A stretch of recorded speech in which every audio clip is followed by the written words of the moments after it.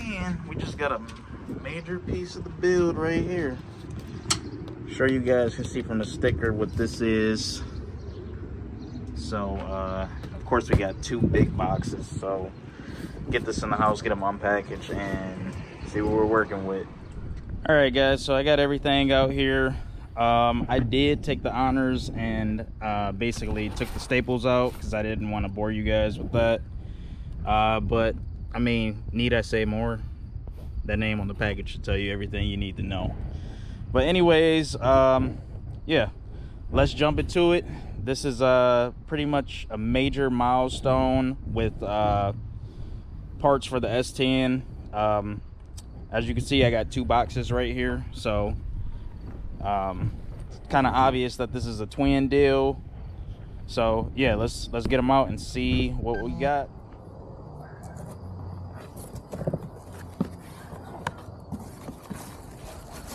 It's like an early Christmas.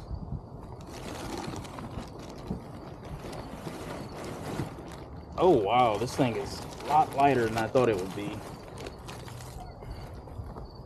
A lot lighter.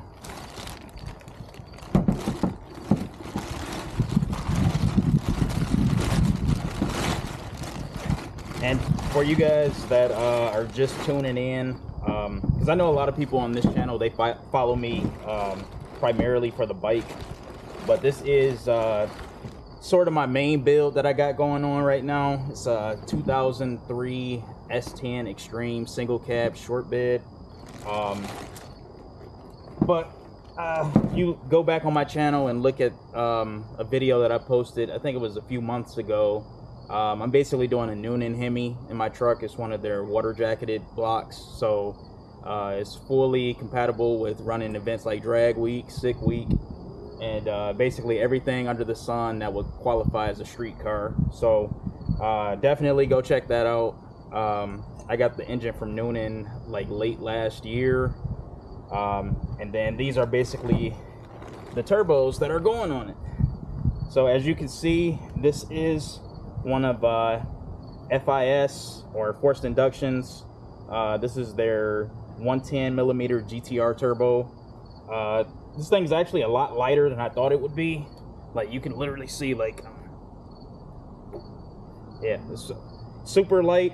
As you can see, I did opt for the V-band hot side housings, which I think takes a lot of weight out of the unit itself. And then if I flip it over, you can actually see the billet center section, or CHRA, and then the billet back plate right here, which if you got like a more economy brand turbo, typically this center section will be cast iron, which is really heavy compared to the aluminum billet stuff. So this is crazy because prior to this, I actually had a set of 88s from Jose over at Forced Inductions, and granted, I bought those back in 2017. Those were intended for my 427 LSX build, but those 88s were way heavier than this. Like, this is almost unreal. But yeah, pretty sweet. These things make some power. So obviously, running both of these twin 110 millimeters. So this thing should definitely make some steam. This time around, I did go with Maven. I've actually went with Maven every time around. So. But yeah, basically these are their GT55 billet turbo mounts. I actually run something. I run their T25 mount on my turbo dirt bike on the YZ. But these things are really nice, really well built, solid piece, billet steel, and as you can see, they have the counter bore on each side, so you can use that to basically weld a cross member into. So this is basically your turbo drain flange and your turbo mounting flange all in one, and this thing is super robust. But yeah, that would just pretty much go on here.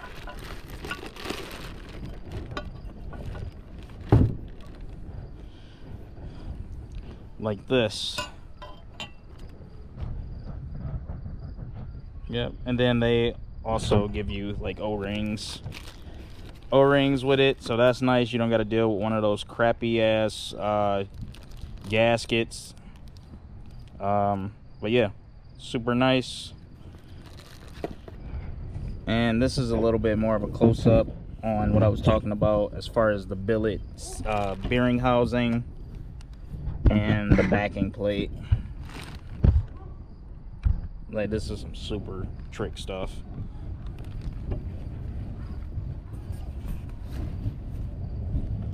But yeah, can't wait to get these mounted up. I'm still trying to figure out where exactly I want to put them, because initially, actually on my first S10, I had a bed mount set up, and that actually, I had to do a lot of homework in order to get it to work correctly. But it's funny now when you fast forward to 2023, because when I did that, that was like back in 2012, and you really didn't see it as much.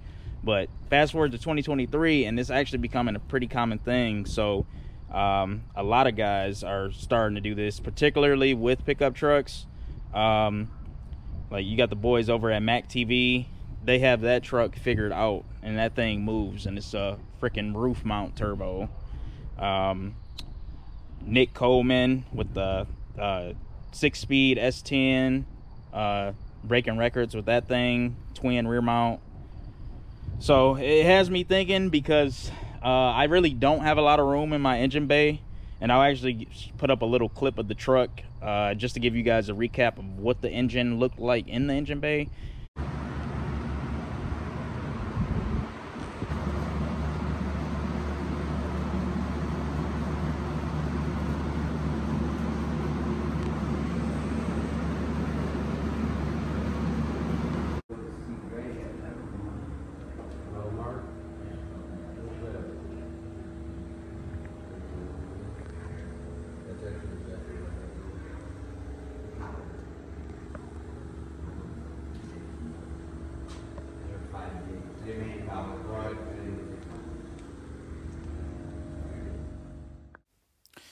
Alright, so you guys can see front end is cleaned up a lot more.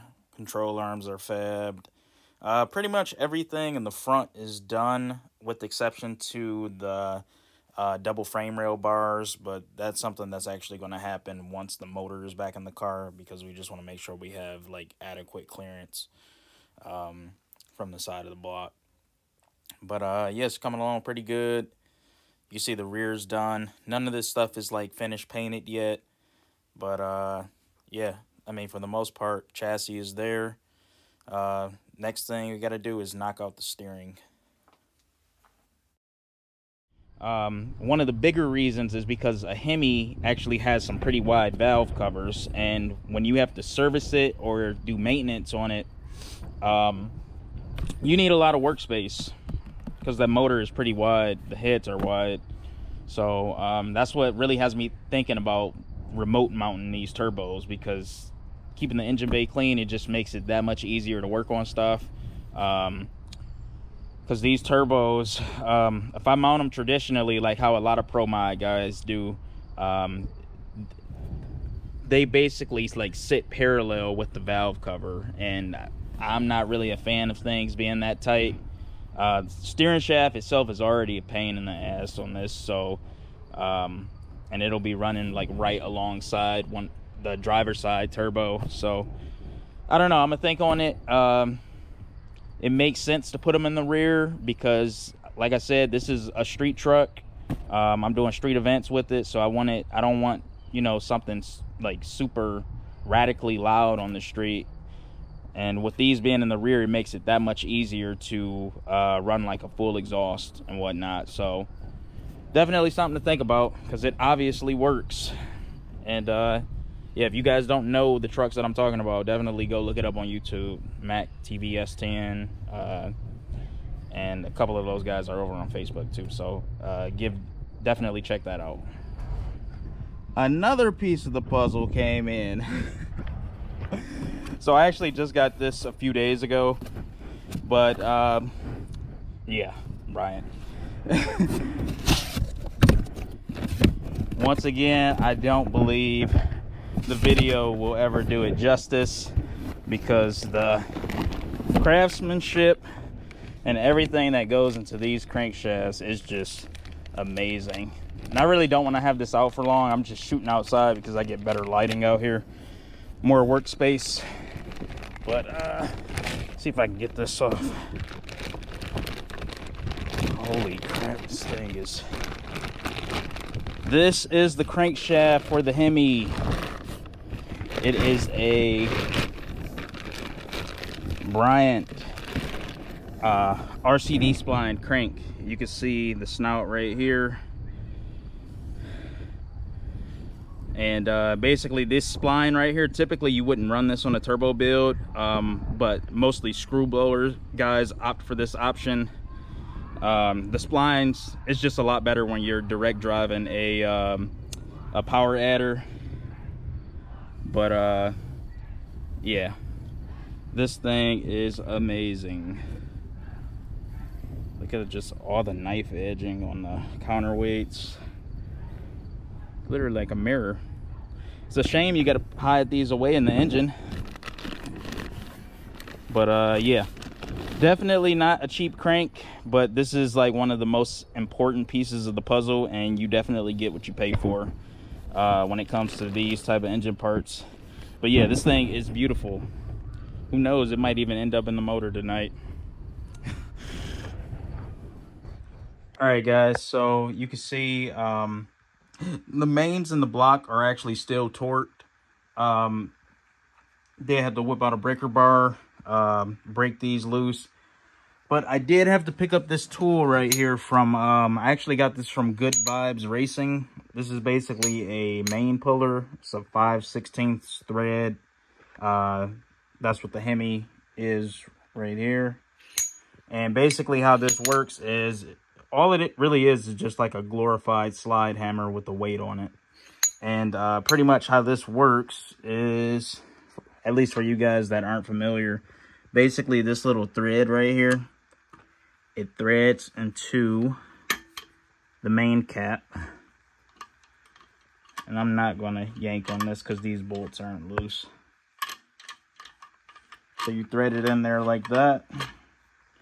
And then once that flat is touching the face of the main cap like that, all you do is basically, man, I don't want to use that as a bad example. I might get demonetized, but you just slide it up and down, just hit it once, and then you'll see that cap coming out. Hit it again, come out. But it's pretty straightforward, so I got to do all that before I can lay the crank in, and then I'll lay it in,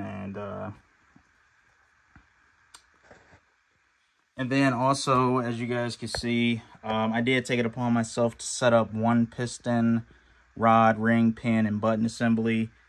So you see I got the buttons in, pin in, obviously, got the rings on, and yeah, it's pretty much good to go.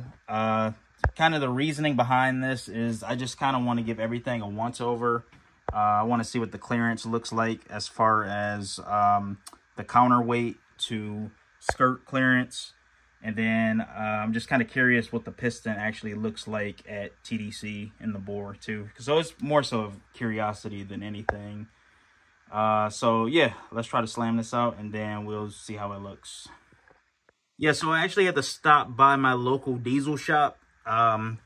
Since I'm from Michigan, I actually have the perk of having Detroit Diesel like 20 minutes away from me. But basically I had to stop by up there to pick up some of this stuff right here. And a lot of you guys will actually already know what this is. This is basically Detroit Diesel's International Compound Number 2, aka peanut butter. Because this stuff literally looks just like peanut butter. But yeah, Noonan uses this. Steve Morris uses this. A lot of high-end engine builders use this stuff. You basically put it on head studs, main studs, any high torque fastener. But this is really commonly used in the diesel world for sure. But this is some really good stuff. This is my first time using it. But yeah, I had to pick some of that up.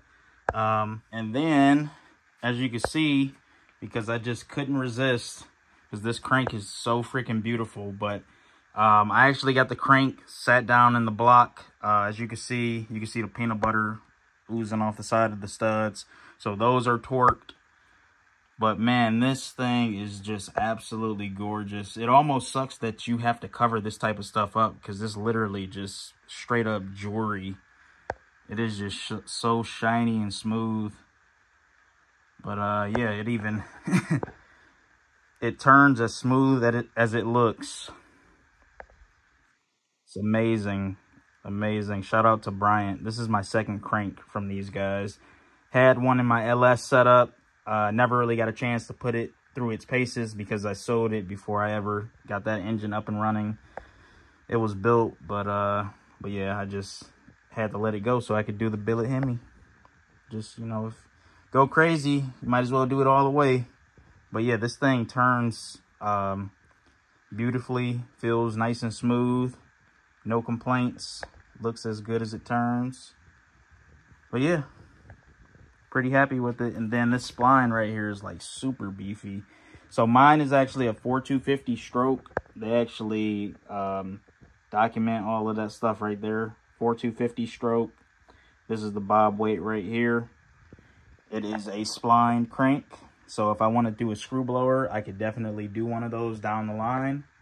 Who knows, I might end up with one. But it's a spline crank, and then it is a RCD crank too. So that's what this cog right here, these little divots indicate. But yeah, this is a pretty robust piece. Definitely happy with it. Definitely wasn't cheap, but you get what you pay for, and this is pretty much the foundation of the engine. So this is the most important part. So this thing, let's go. Yeah, bye-bye engine. But yeah, happy with it. Looks good. Pretty sweet.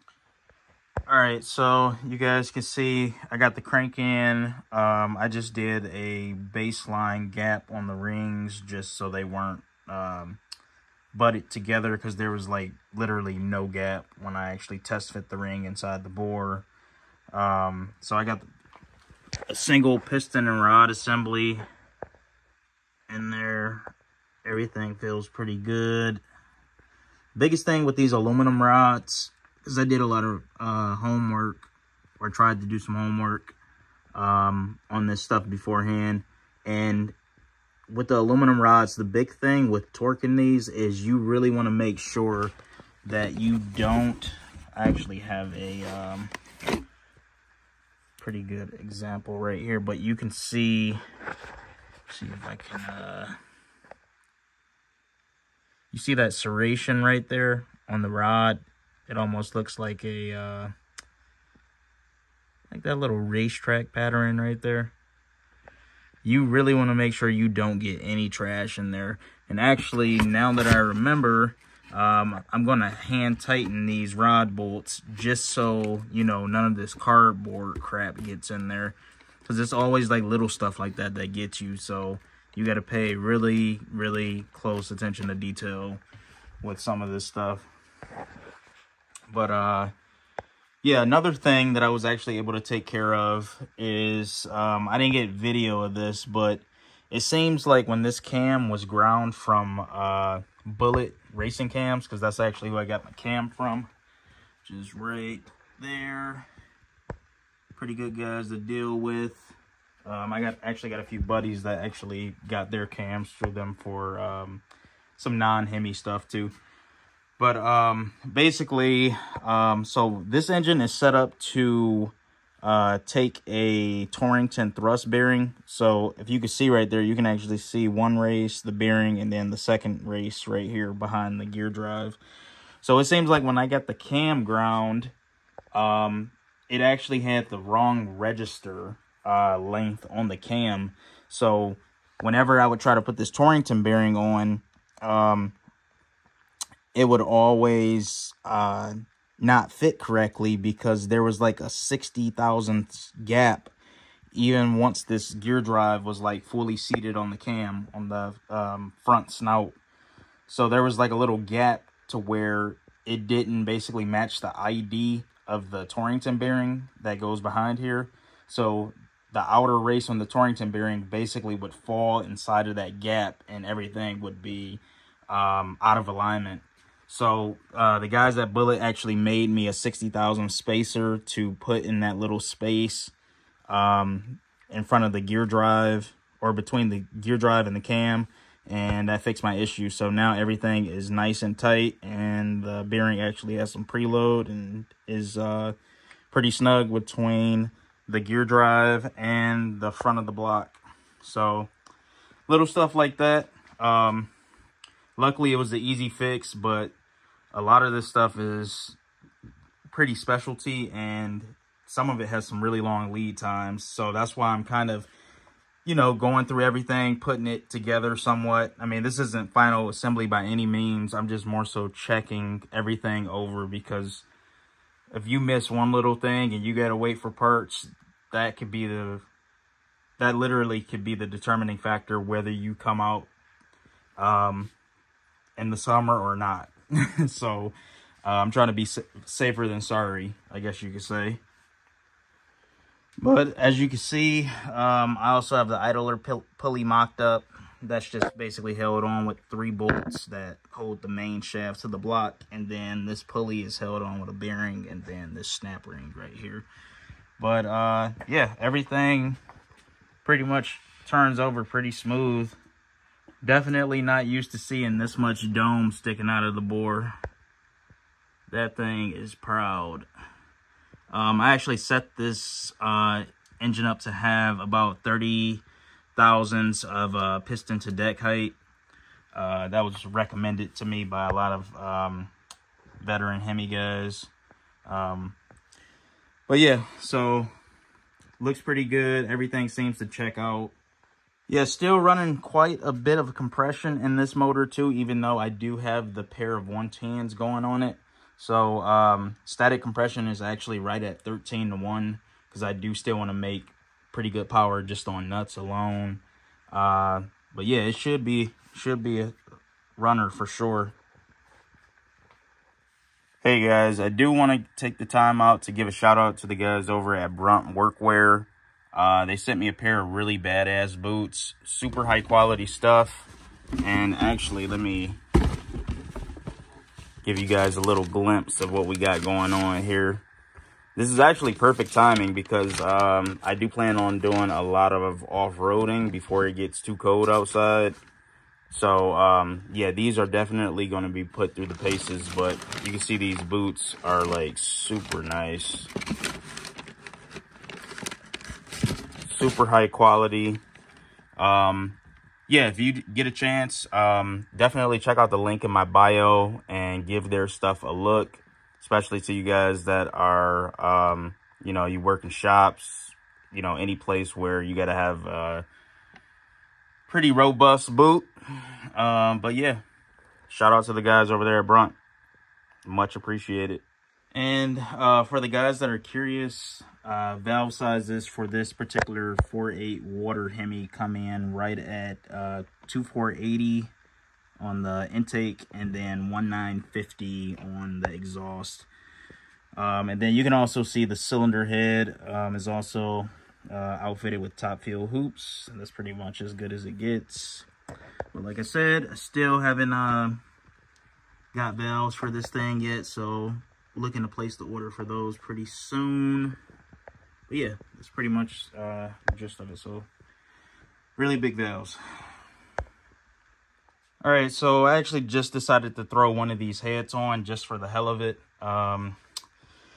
This parts wise, I pretty much have everything for the lower end.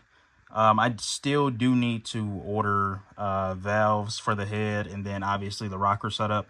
Rocker setup might actually be like one of the last things I get. It's pretty expensive. But the valves are Manley. I want to say it's a 55-degree back cut on them. And luckily, Noonan, they actually have a Manley specific part number. So those are actually valves you could just order right off Summit. Drop shipped straight from Manley. Already machined, ready to go and everything. So that's pretty good. Man, that thing looks crazy down there. I'm not used to seeing a piston like that. But yeah, looks pretty good though. One of the biggest things with these Hemis, particularly running with an aluminum rod, I've been recommended to at least have 125 thousandths of clearance between the top of the dome and the actual chamber. So I guess you could say piston dome top to chamber clearance.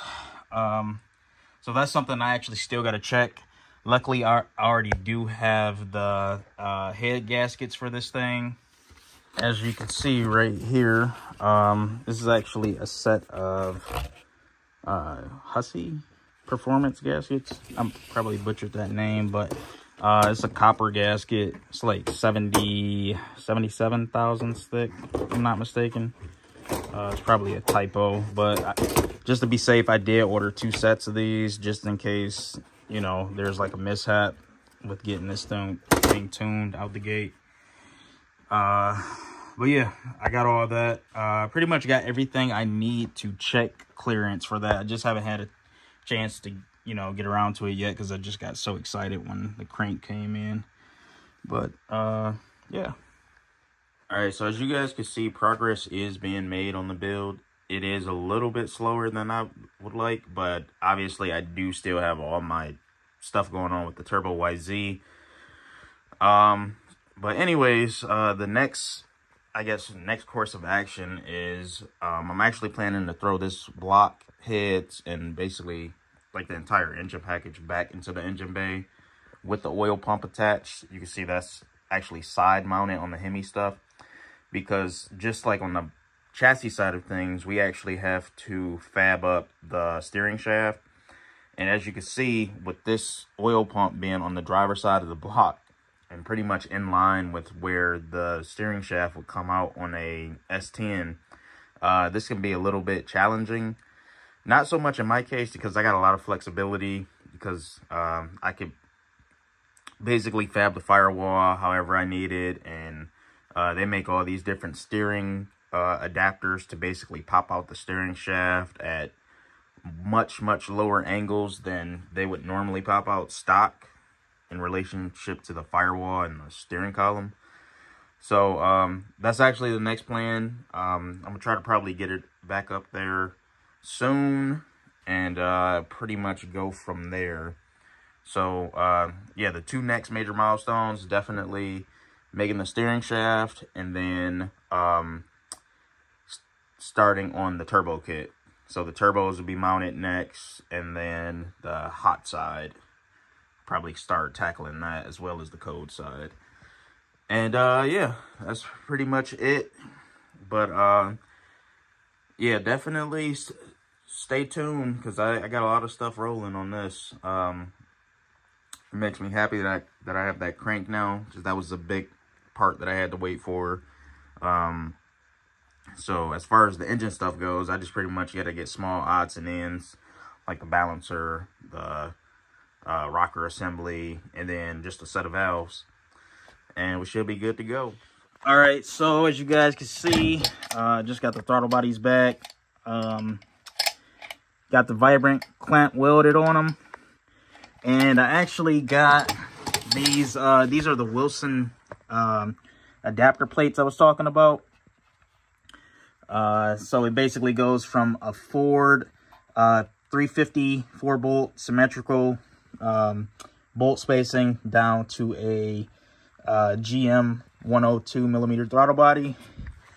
So I'm gonna get the throttle bodies on, and I actually bought some shorter bolts for this to swap out, because this looks really tacky to me. I think the ones that I have now, they're quite a bit shorter, but I think they might stick out a little bit. So I might actually just end up ordering something offline, because I want this to be flush. So yeah, let me get these on, then I'll show you how it looks. All right, guys, so this is pretty much the finished product right here. Got both throttle bodies on. Looks really badass. These are the 103 millimeter Nick Williams drive-by-wire boosted throttle bodies. So they have the higher torque servo to handle boost. You can see I got both plugs mounted on the bottom, the electronic side, just so it looks cleaner. Obviously all billet, vibrant clamps, looks pretty badass. I will say, I guess as far as fitment, the only area of concern is this fuel rail port right here on both sides. But honestly, before I even bought these throttle bodies, that was something that I had noticed. Because even these flanges right here were pretty close. Like, you know, when you take into account with having a throttle body mounted to it. Because these are -12 ORB ports right here. And these fittings, especially the 90-degree ones, are pretty massive.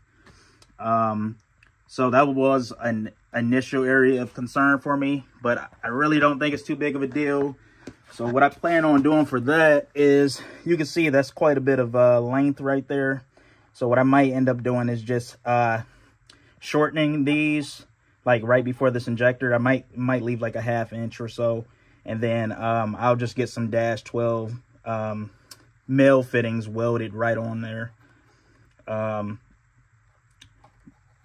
I'm sorry, 90-degree male fittings welded right on here. Yeah, it looks pretty good. I really can't complain. Video really doesn't do it justice. But yeah, looks pretty good. I'm happy with it. Only thing I got to do now is just get a pedal that'll be compatible with this. But with the Fuel Tech, I don't really think that's a big deal. I think I could get a just a newer GM drive-by-wire style pedal, and yeah, call it a day. So pretty happy with it. Let's give you a shot right there. All right, guys, so you know I had to get a walk around of it with everything on. Just couldn't end the video off on that note, but yeah, it looks pretty good. This looks amazing. Just something about when that flash hits it. That flash hits that billet.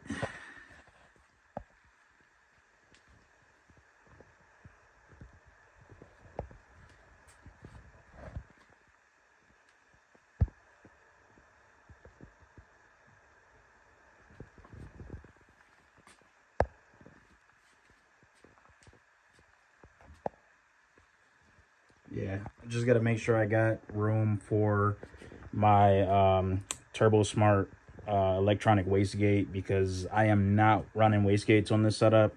I'm actually doing the wastegate code side method. That's basically where you run an electronic wastegate on the code side. You don't run wastegates like you would traditionally run on the hot side.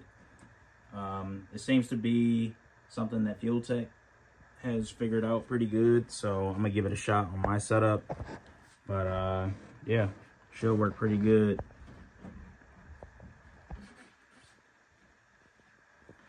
But yeah, until then, guys, definitely like, comment, subscribe. It really helps me out, especially with doing builds like this, because this stuff is not cheap. So yeah, if you can please share, like, comment, subscribe, and stay on the lookout, because there are a lot more updates coming on this build.